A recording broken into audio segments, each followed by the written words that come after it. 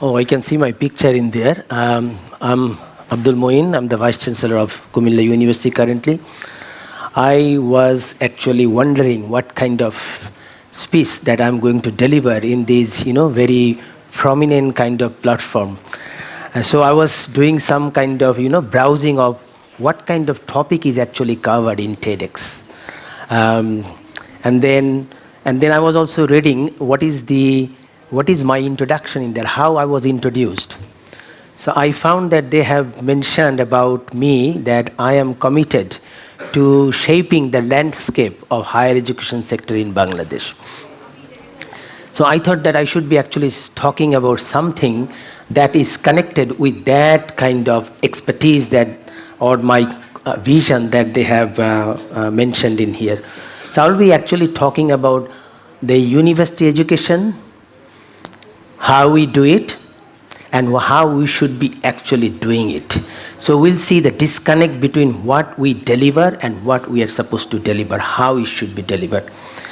Now, they have mentioned so many things, but I worked in Bangladesh, in Dhaka University, in the management department for 22 years. And then I taught in two Australian universities for 2 years before I came back again to Bangladesh in 2020 to take another professorship position in the management department of Dhaka University, from where I was moved to Kumilla University as a Vice Chancellor just after a year. So today's discussion will be based on my experience of teaching for the last few decades, actually, I should say. So this is going to be my topic. I'm going to make it more interactive kind of things. I know Sadman, he is a very professional kind of and very prominent kind of role model for many of you. My discussion would be a little bit different, but I will see how we can connect with what he said. He was saying about vision to reality, and I'm going to actually check how reality is disconnected with the vision. So we need to have a vision first, and then, that is my understanding, and then we need to do some kind of strategies to achieve that vision. So Kumilla University, if we start my topic is university education and norms and practice, is not based on what I have found in Kumilla University, but I will also refer sometimes what we are doing at Kumilla University. Now the norms. First of all, norms. If I ask you this question, what is a university? What is the university for? Why do you come to the university? I believe many of you are university students from different university across Bangladesh, maybe, or across this region and other regions. Now, if you can give me an idea about what a university is and why you come to the university. Okay, I know. Can someone tell me what is why do you come to the university? Okay. Traditionally, we believe that university is a place where we teach students. Students at what level? At the higher education level, tertiary level. But more importantly, there is another big role for university. University is a place where we create knowledge. We just do not teach, and that is how, because the concept is that you students come here to get their education, and that is where we make all the mess. Actually, university is a place where we create knowledge. So I will go from that one, that I need to have a vision first. So our vision is actually to see how we can create knowledge. How we can think, what Sadman was saying, how we can think strategically, how we can think critically. Thinking, if your thinking is not clear, although Sadman says you have to write down whatever you are thinking. If your thinking is not clear, your writing will not be clear. So the people who do good thinking, critical thinking, strategic thinking, they can write very well. So taking all those things into consideration, we thought that our university needs a vision. Because I have seen the other universities' education system, the way they offer the education, there is a disconnect between that what they are doing and what they are supposed to do. So university's main job is to transform you, not educate you. When we say we are here to educate, it means you depend on us. We are playing the role of a teacher. Actually, we should playing a role of a teacher and learner. That's why we say not teaching, we say teaching and learning, because we learn from each other in the university. Your teacher learns from you, you learn from your teacher too. So at the end, we try to transform you so that you can be a complete human being and you can contribute to the national and global development. So by coming to the university, Kumilla University, I thought that we should have a vision first. And what is the vision? Vision is basically where do you want to go in few years' time, maybe 5 to 10 years' time. What do you want to do? What do you want to achieve? So we made a vision for Kumilla University. And what is that? Just 4 elements in there. I wanted to make it simple, but it has to be powerful. So our vision is that Kumilla University is committed. These are the 4 elements to empowering society. Because when you come to the university, we do not want you to do some memorization of the theory, books, and then go and you cannot contribute to the social development, economic development, or any other kind of development. So we say we are here to empower the society. And this is one of the, experience that I am, enjoying today, that yes, this kind of program will be more beneficial for our students to develop their skills. I will talk about the skills a little bit later. Number 2, if transforming is that, then we need to also do few other things. Our students, or Kumilla University, is committed to advance development. All kind of development, economic, social, personal, environmental development, any kind of development. That is what university should be doing. Number 3, we are here to promote, or Kumilla University is committed to promote human welfare. At the end of the day, if we cannot transform our students will not be able to contribute to do something for the welfare of the human. And we do not stop in here with the human welfare. We also talk about the animal welfare. We also talk about all the living and non-living creature that we have in our planet. So the last one is promoting a sustainable planet. So these are the 4 elements of our vision. Now, in order to achieve that vision, we need to do something that I tell you, these are the kind of thing that we need to do. Purpose I have talked, transformation talk, skills and abilities. So what kind of skills and abilities students need to have in order to contribute or in order to help us realizing our vision? Number 1, and that is what I would rather say, critical thinking. That is the most important one. We need to have the ability to see things from different perspectives. We are not here to memorize. We have to do critical thinking. Number 2, we need to develop our analytical ability. We need to build our resilience. We need to build our communication skills. And we need to have the emotional intelligence.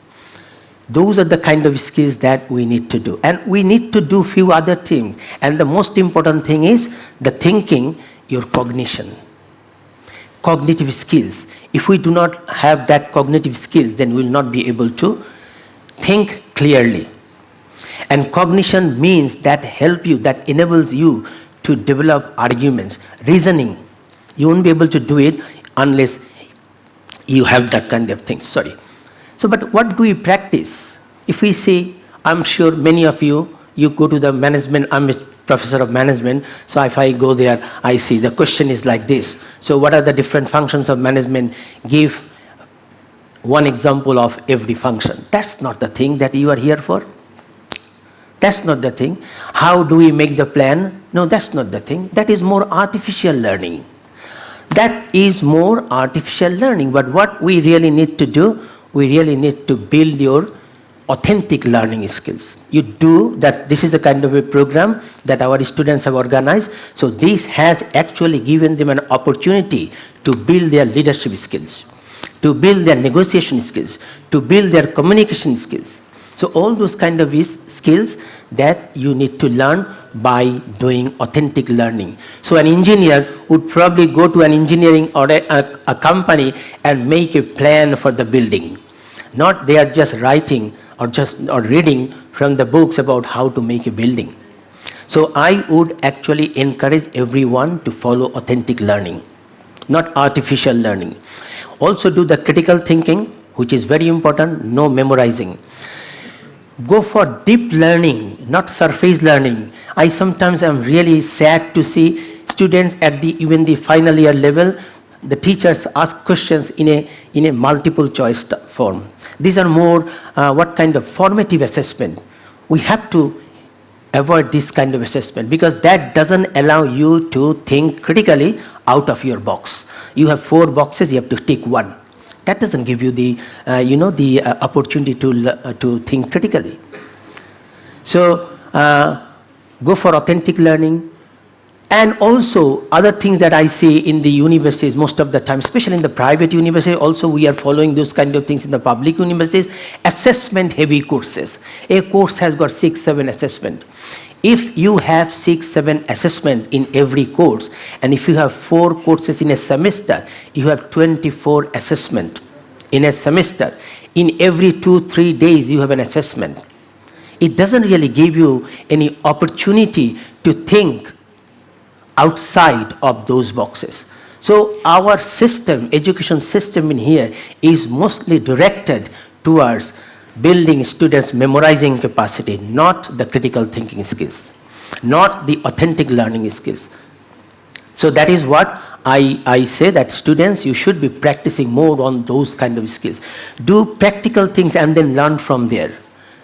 Okay? And learning is one thing that you learn from everywhere, from anyone, everywhere. I can learn from you, you can learn from me.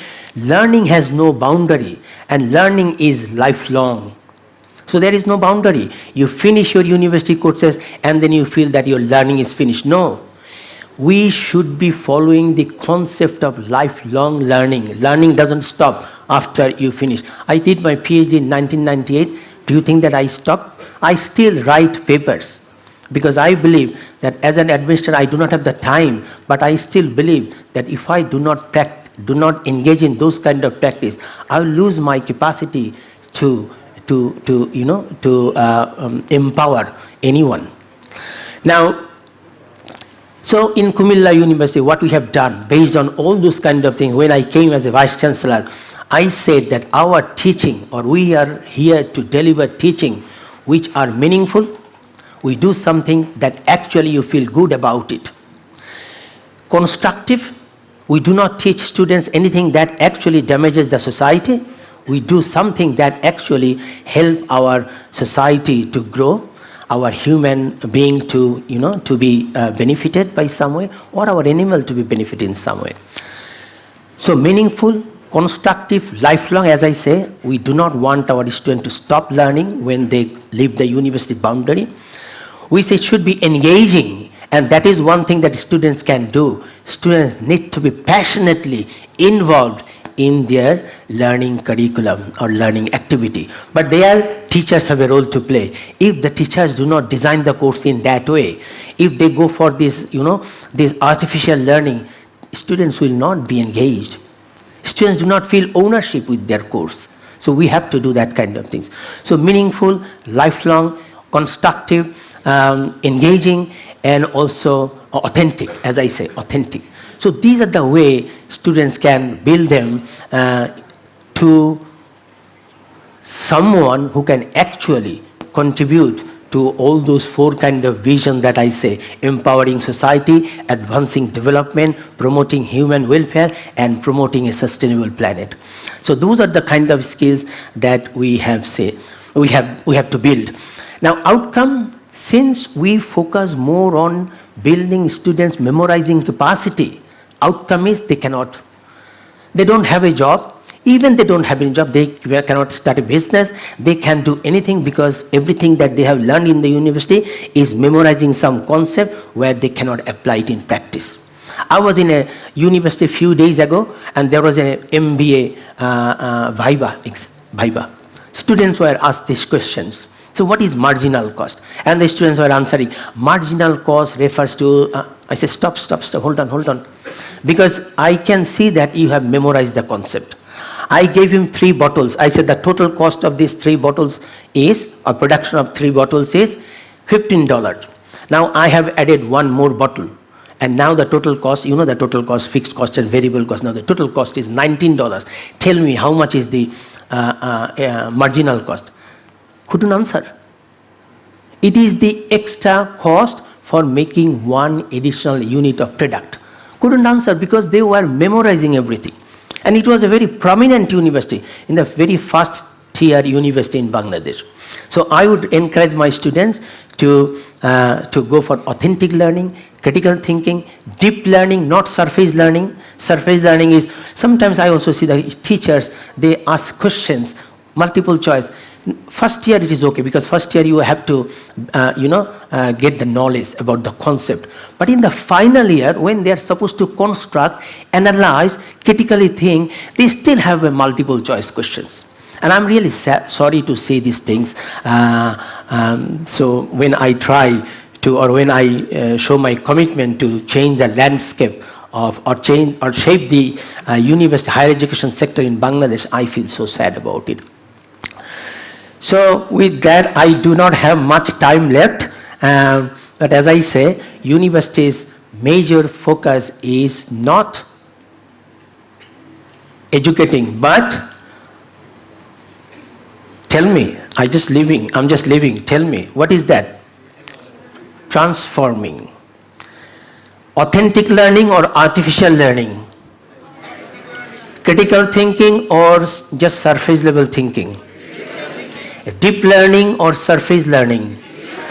Engaging or disengaging? That's it. With that, I hope that you go back, wherever you go back, you do this kind of conversation with your policymakers in there, the teachers, the professors, the students, and you try to contribute to change the higher education sector in Bangladesh. Thank you. Jai Bangla, Jai Bangabandhu.